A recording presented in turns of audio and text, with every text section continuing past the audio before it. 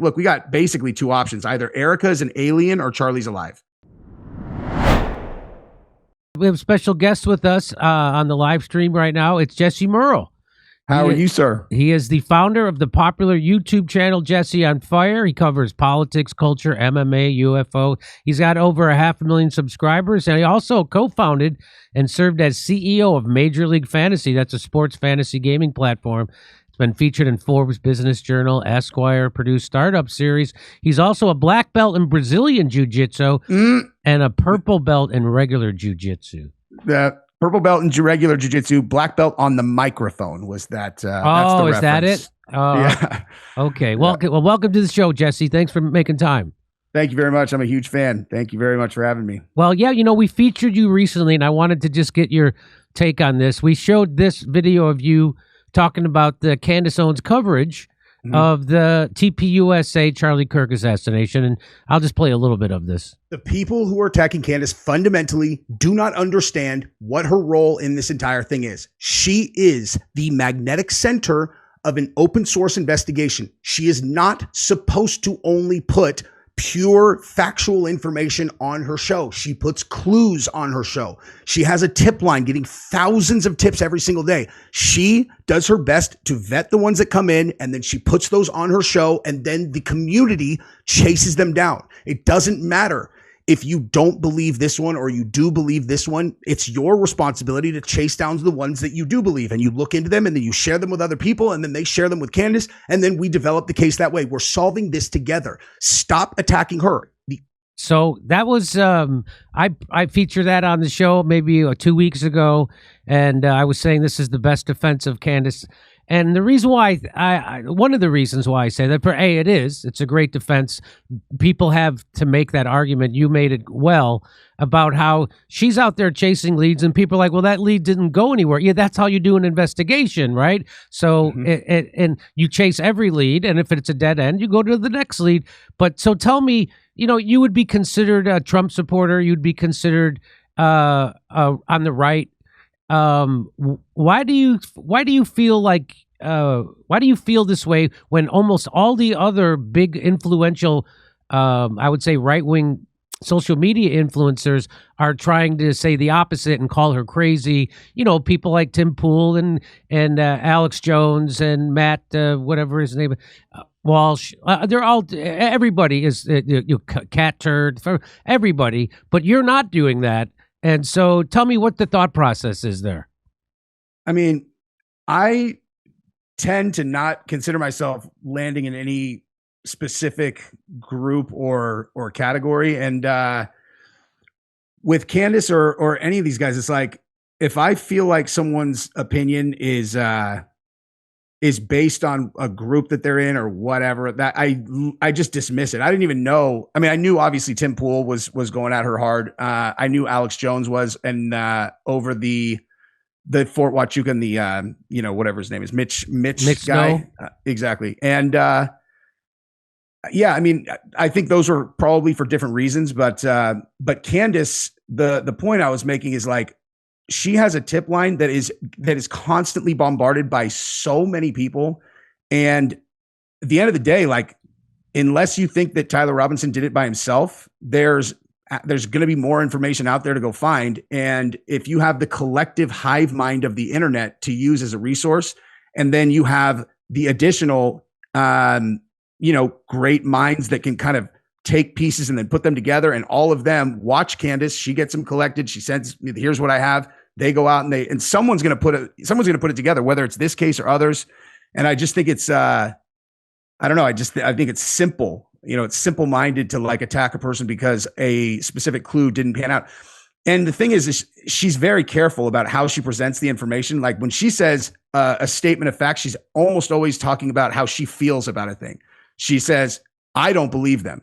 Like, okay, well, she's allowed to believe or not believe whoever she wants, and, as this case has panned out, I mean, like, it just keeps getting more and more bizarre. TPUSA keeps on lying. Like, she keeps catching them in lies. And I understand why she's suspicious of them, obviously. And yeah, I mean, I think people who are attacking her and then the other side attacking that, it's dumb. It's a waste of time.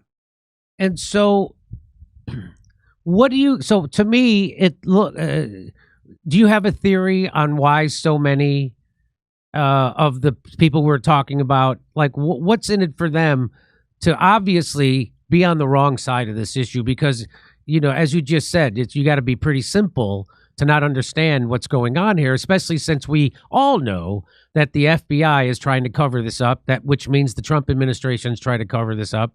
And so what could, you don't have to name names, but what do you think is possibly in for people doing the simple thing you just described? I think that it varies from group to group, but I would say that if I'm giving people the most leeway and the biggest benefit of the doubt, I can absolutely see a world where they feel like they're protecting Charlie because Erika's his wife and she is a pretty heavy linchpin of this entire thing, and she's a big symbol that is driving all the skepticism and people being suspicious because her emotional makeup makes absolutely no sense at all. I mean, the last time that I covered, like one of the recordings that Candace played, I was like, look, we got basically two options. Either Erika is an alien or Charlie's alive. Like, I don't know how else to read her behavior, because there is no person who can be completely devoid of grief in this situation, just like the rest of these people seem to be.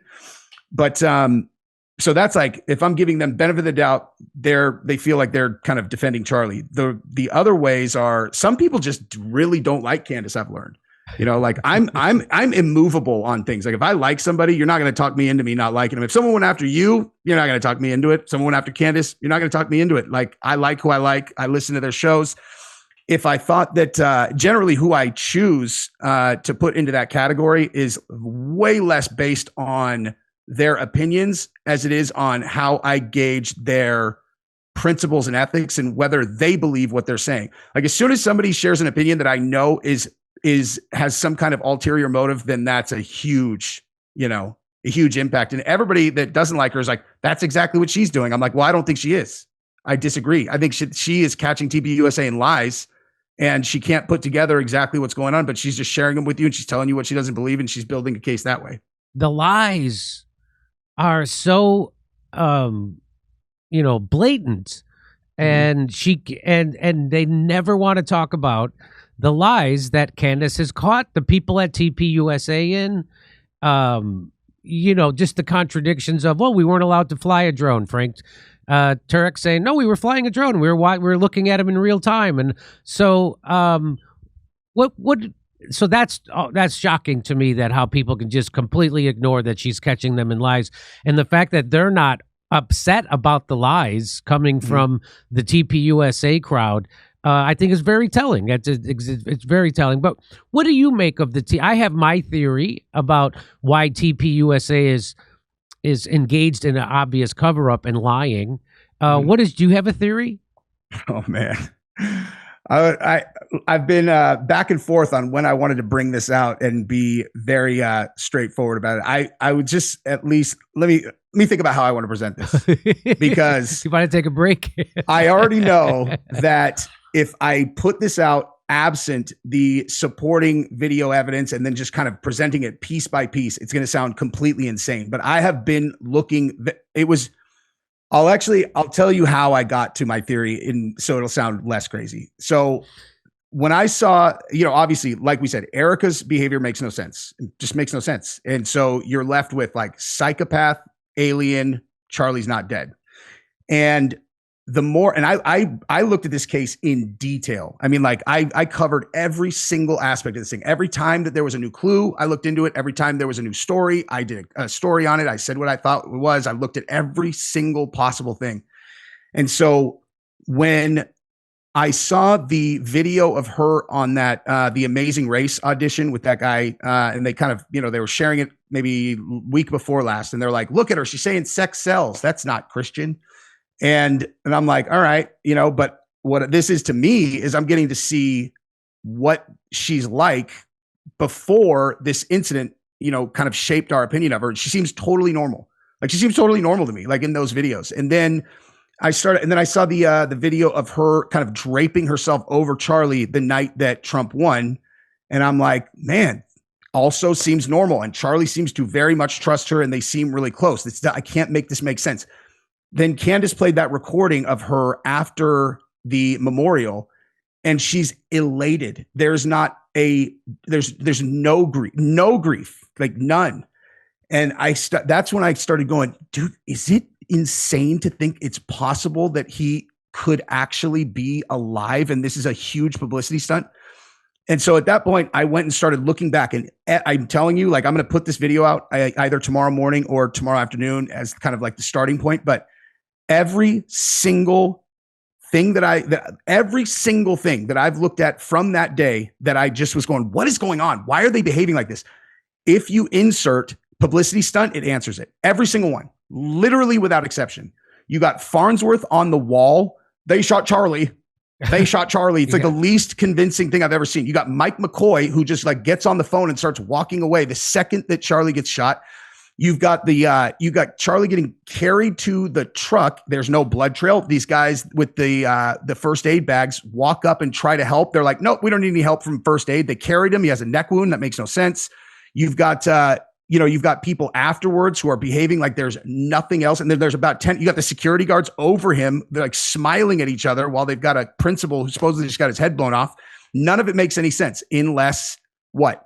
You got Kash Patel who blocks he blocks Tulsi from looking into whether there's foreign intelligence.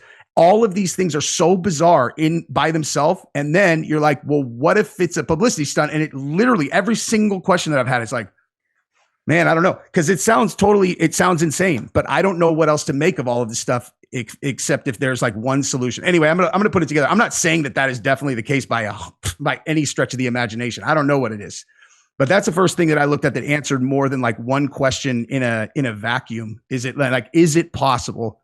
It seems like it would answer a lot of questions, but I don't know. I don't know. So you're saying that if Charlie's still alive and this whole thing is just a publicity stunt that answers the questions, that's what you're saying?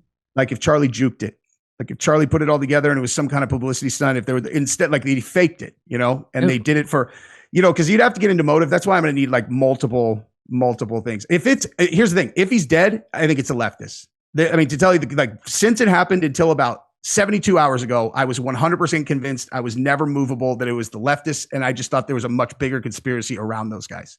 That would have been like the less make people think I'm insane answer, because that's what I've been convinced of since it happened. So you think it's plausible that the Tyler Robinson somehow got a gun up on that roof, but even though it wouldn't fit in his backpack, it wouldn't fit down his. Oh, and then he got up there and then he somehow assembled it and then set up the shot, took the shot. We only needed one. And then he had to take the gun apart again, left the screwdriver there, and nobody saw him.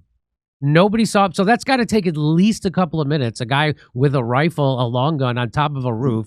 Nobody saw him. The cops didn't see him. The security didn't see him. Although there was a guy in the crowd, according to Candace, who she's talked to, said he did see, and he's a ballistics expert, and he said that guy never took the shot, this guy he saw. So the only guy who saw him, again, so you don't find that kind of stuff suspicious when you say it had to be a leftist? You mean Tyler Robinson? Oh, no. I mean, that's what I'm saying is like, I feel like, I was convinced not necessarily that he did it, but by the number of clues that I found online that showed foreknowledge from groups that were like, I'm not talking about like normal leftists. I'm talking like crazy, like hardcore, whatever those groups are, right. Like I found a person on named Sky Valdez, who was a suspect for a short period of time, and then kind of just disappeared, that had a painting that they put on their social media, then tried to delete, but we found it on the Wayback Machine from a month before. So it was like August 14th, and it was a guy in a prone position on top of a roof with a rifle, and it had 9/10/2024 on it on their social media, and they tried to delete it. That same person had a song out on they have like the SoundCloud, and one of the names of the song was Charlie Kirk Dead at 31, and it was a month before. So that kind of stuff. I mean, that's why I was so convinced. I'm like, this has to be these guys. And then there were all these reports of 20 to 21 different accounts that were like, wait till you see Charlie get killed on 9/10 or whatever. You got the guy who asked the last question. And then you got the guy who stands up and cheers in the direction of the shooter. It's like there's just so much. Like clearly, the idea that that Tyler Robinson snuck a thing up there, just took the shot, and that's it, is absurd. And like it seems like the least plausible thing. So then Tyler Robinson by himself. So I agree with you on that. I agree with you on the part where you say that's the least plausible thing. But that's the story that TPUSA is sticking to, and that's the story that the FBI and the Trump administration is sticking to. And so they're also not investigating why they paved over the crime scene. Which is unbelievable. Why they lied about talking to a surgeon who said he had a miracle neck. That's what stopped the 30. So there's obviously a cover up going. And if it was a lefty that did it, why would they be doing all these things that are blatantly signs of a cover up happening? Do you know what I mean? I know exactly what you mean. I don't think it's a lefty anymore. Okay. That's what I was saying is like, you start asking those questions, like, why would they pave over that the next day? It's like, well, I don't know. Maybe if it was someone, powerful enough to do that and they knew that they juked this thing and they didn't want anybody to get into the thing and see if there's any real blood there, etc. Yeah. I mean, I don't know. It's either that or like it, maybe it's, if it's a foreign nation, obviously we know who we're talking about. It's like, if it's them, maybe they could get that done, but so you're saying, you're saying there might be a connection to Israel, or if I don't want to put words in your mouth, but it looks like it was, that's what everybody's speculating. I certainly think it's Israel that's involved. Candace thinks it's a bigger conspiracy between the military and maybe even, the Mossad, CIA. I think that's also very possible. So seems like there's a lot of people involved. Any way that you slice it, there's a lot of people. That's where, and again, that was part of the part where, because like I don't know is the answer, but the part of the reason why I started entertaining, I'm like, could it be that he juked this? Is just because with a thing like this, if you're gonna put somebody down for real, like you want as few people in it as possible. And it seems like with all the stuff we know, there has to be an enormous amount of people in this thing, right? Yeah. And do you have a theory on what would be in it for Charlie to fake his death? Yeah, I do. I think that because of the number of this is obviously just hypothesis. And I'm not standing by this theory at all, at all. Okay. Like I'm not saying this is what I definitely think or anything, but I thought it through because to even consider any kind of conspiracy, you have to back into why the number of people who would have to be involved would. And I looked at it it's like, think about how it impacted the country immediately following it. Before everybody started being like, gosh, I kind of get the heebie-jeebies from Erika and these people, like when it just first happened. And it felt like this groundswell of support, on the right, like they just won. And when I say the right, I say they, I don't say we, like I really am a genuine independent. I'm not right, left, whatever. But it seemed like they had such a stronghold after the election. And then with a thing like this, it would push support in a way where immediately following that, Cash and them deemed Antifa and these left-wing groups as terror organizations. So it gives them the ability to do whatever they want to do in terms of investigating who's been funding those groups, because like when I say left-wing organizations like that, I'm not talking about like your average just lefty. I'm talking about whoever is funding those groups that I believe that these guys see as their genuine enemy. So maybe giving them a reason that they could deem them as domestic terrorists, that probably changes what Cash is allowed to do. And then it shores up the base and they think they're going to win forever. They'll get JD in and then they'll be able to do whatever they're doing in Gaza and all that stuff. I mean, I think it would be about support, but then also Charlie was facing a hefty prison sentence. If they would have lost, he was going to prison. Did you know that? No. How so?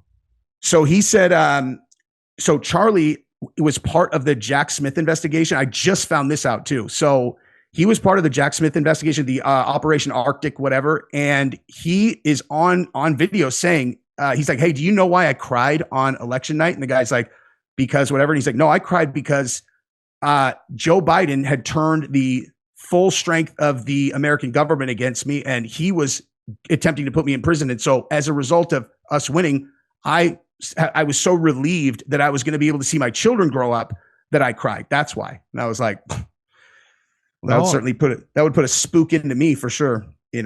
Oh, I didn't know that at all. Well, I didn't know that video existed or he said that. Wow. What's the connection with the Jack Smith investigation? He was targeted in it as part of the, it was part of that. TPUSA also. And have you been looking at any of these videos, looking at TPUSA's financials? Yes, from Wolf and Finance.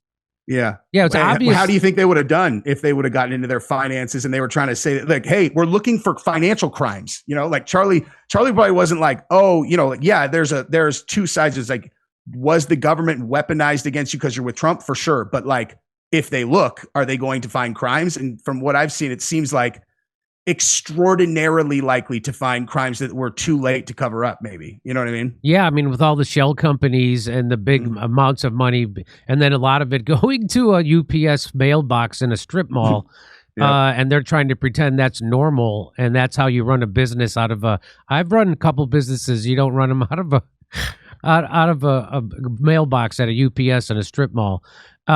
So yeah, I've been watching. So yeah, I definitely think that they but it seems to me like Charlie had caught on to the fact that he was living in what people have said a Truman Show, meaning that the people around him weren't what he thought they were.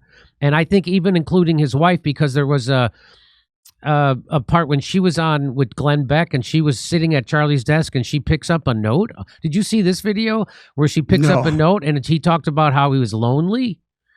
And she like didn't realize what she was saying, and at the time, I should have had that at the ready to show you. But so I think that that's what it was. Like he had to kind of figured out, oh, all these guys who've been surrounding me. Like Candace even said, Charlie had handlers. I didn't realize it. She said I didn't realize I had handlers, and I think Charlie had realized, oh, I have handlers, and the people around me are infiltrators, and they're all working for something else, not me. And because the organization, he had turned it against Zionism. It was obvious that he was not going to, he even said it flat out, I can no longer support the Israeli cause.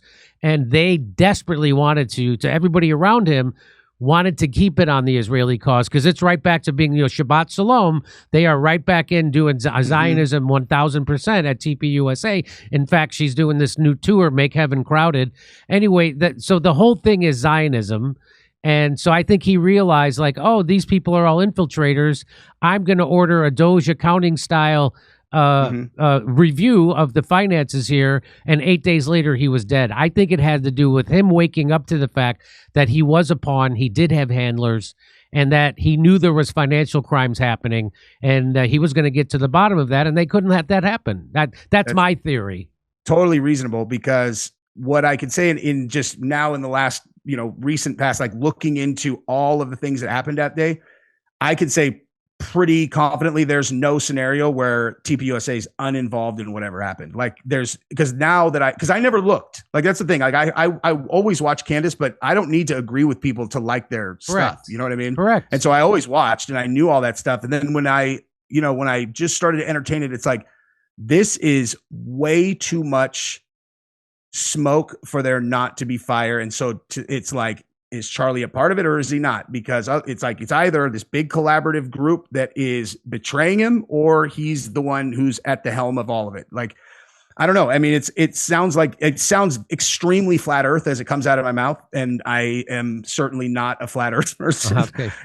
But it's just like, there's just so much like, what's the right way to put it? It's like, there's just so much stuff that just, this is not how people behave, and like it's the more pressure you put on a person in either direction, the more clear their appropriate presentation is, and everything's just all wrong. Agree. 100%. It's obvious that Harpel guy is a used car salesman. He just flies right off him. Everything Mikey McCoy, the way he walked away, the guy doing the selfie video, them lying about the text messages that Charlie saying they're going to kill me. Everything. It's 100% that those guys are phonies, and they're up to something. They're up to no good. Come see me on tour. I'll be in Lansing, Milwaukee, Albuquerque, Houston, Dallas, Salt Lake City, Las Vegas. Go to jimmydore.com for a link for tickets. If you go anywhere else, you're going to pay more. Early onset dementia is on the meteoric rise. Find out why and what you can do to prevent it by clicking this link.